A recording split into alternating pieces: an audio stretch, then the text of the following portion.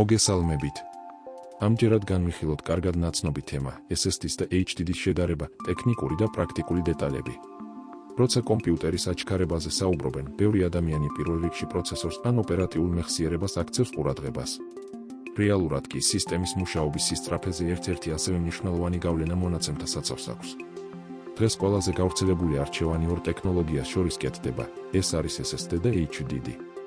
მიუხედავად იმისა, რომ ორივე ერთსა და იმავე დანიშნულებას ემსახურება და ფაილების შენახვას უზრუნველყოფს, მათი მუშაობის პრინციპი ერთმანეთისგან რადიკალურად განსხვავდება. დავიწყოთ HDD-ით.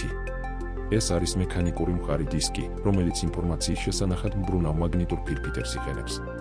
დისკის შიგნით მოთავსებულია რამდენიმე ფირფიტა, რომლებიც დიდი სიჩქარით ტრიალებს.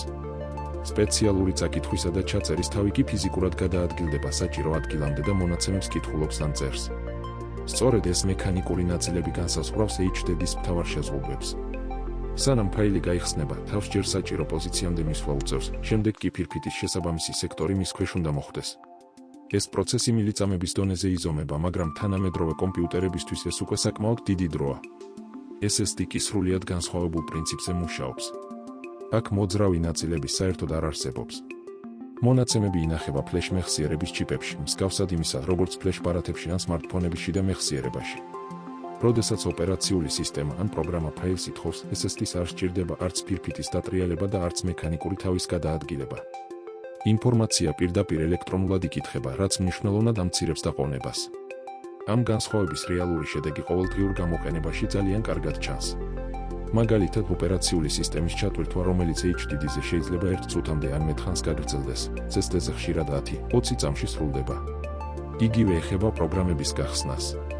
ბრაუზერი, გრაფიკული რედაქტორი ან თამაში ბევრად სწრაფად იტვირთება, რადგან საჭირო ფაილების წაკითხვა უფრო სწრაფად ხდება. სიჩქარის განხილვისას ხშირად მხოლოდ მეგაბაიტებს წამში ადარებენ, თუმცა რეალურად უფრო მნიშვნელოვანი პარამეტრი არის დაყოვნება. HDD-ისთვის საშუალო წვდომის დრო დაახლოებით 4-10 მილიწამს შეადგენს, ხოლო თანამედროვე SSD-ებში ეს მნიშვნელობა წამის მეათასედებსა და ზოგჯერ მემილიონედებამდეც კი მცირდება. შედეგად, როდესაც სისტემა ათასობით პატარა ფაილს კითხულობს, SSD უზარმაზარ უპირატესობას იღებს. სწორედ ამიტომ თანამედროვე კომპიუტერში SSD-ზე გადასვლა ხშირად უფრო შესამჩნევ აჩქარებას იძლევა, ვიდრე პროცესორის განახლება. ახლა ვნახოთ, რა ხდება მაშინ, როდესაც ჩვეულებრივ HDD-ს კი არა მაღალი კლასის მოდელს ვადარებთ. მაგალითად, 15,000 ბრუნვიანი წუთში სიჩქარის მქონე დისკს, რომელსაც დიდი ბუფერი, 128 მეგაბაიტი ან მეტიც აქვს. ასეთი HDD მნიშვნელოვნად სწრაფია, ვიდრე სტანდარტული 7200 ბრუნვიანი მოდელები. ფირფიტების უფრო სწრაფი ბრუნვა ამცირებს ლოდინის დროს, ხოლო დიდი ბუფერი ხშირად გამოყენებული მონაცემების უფრო სწრაფად მიწოდებაში ეხმარება.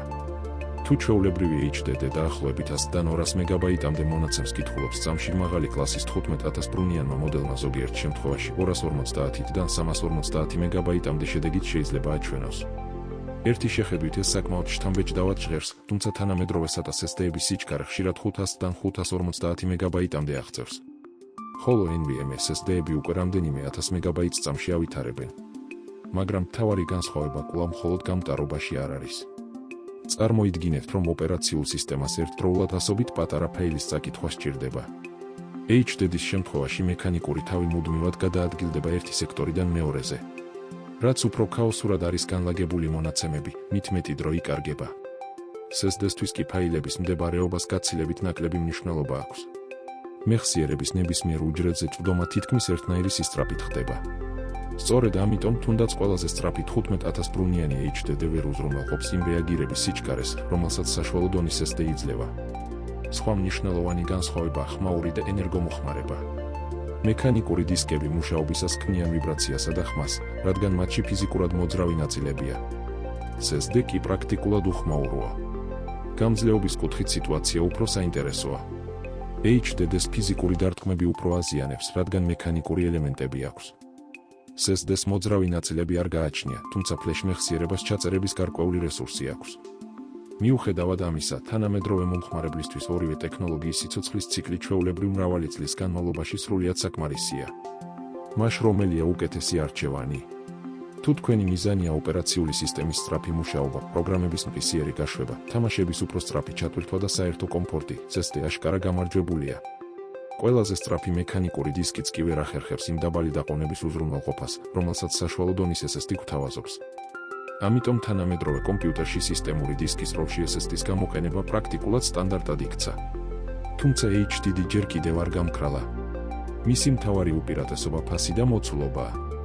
მაგალითად იმ თანხით, რომლითაც 1 ან 2 ტერაბაიტის SSD-ს შეიძენთ, ხშირად შესაძლებელია გაცილებით დიდი მოცულობის HDD-ს ყიდვა. ამ მიზეზით მექანიკური დისკები კვლავ აქტიურად გამოიყენება არქივებისთვის, ვიდეო მასალების შესანახად, სარეზერვო ასლებისთვის და სხვა შემთხვევებში, როდესაც მოცულობა უფრო მნიშვნელოვანია, ვიდრე სიჩქარე. იდეალური კომბინაცია ხშირად ორივე ტექნოლოგიის ერთად გამოყენებაა. შედარებით მცირე მოცულობის SSD ოპერაციული სისტემისა და პროგრამებისთვის, ხოლო დიდი ტევადობის HDD ფაილების საცავად. შეჯამების სახით შეიძლება ითქვას, რომ მაღალი კლასის 10,000 ბრუნიანი HDD ნამდვილად შთამბეჭდავი ტექნოლოგიაა და ჩვეულებრივ მექანიკურ დისკებს ბევრად უსწრებს. მაგრამ თანამედროვე SSD-ების ეპოქაში ის მაინც ვერ უწევს კონკურენციას სხდომის სიჩქარეში, რეაგირებაში და ყოველდღიური გამოყენების კომფორტში. ამიტომ, თუ მთავარი პრიორიტეტი წარმადობაა, SSD საუკეთესო არჩევანია. ასევე მნიშვნელოვანი ფაქტორია თერმული ფაქტორი, ანუ HDD მექანიკური მოწყობილობა, უფრო მეტ სითბოს გამოყოფს, რაც მნიშვნელოვანია, განსაკუთრებით ლეპტოპების შემთხვევაში, სადაც ძალიან მცირე მოცულობის ჰაერი მოძრაობს. თუ მთავარი მიზანი დიდი მოცულობის მონაცემების იაფად შენახვა, HDD კვლავ აქტუალური და პრაქტიკული გადაწყვეტაა, თუმცა უნდა აღინიშნოს საიმედოობის ფაქტორი, HDD სიცოცხლის ხანგრძლივობა ბევრად დიდია. შესაბამისად, storage-ად როცა გვინდა ყოველთვის HDD ჯობია ავირჩიოთ.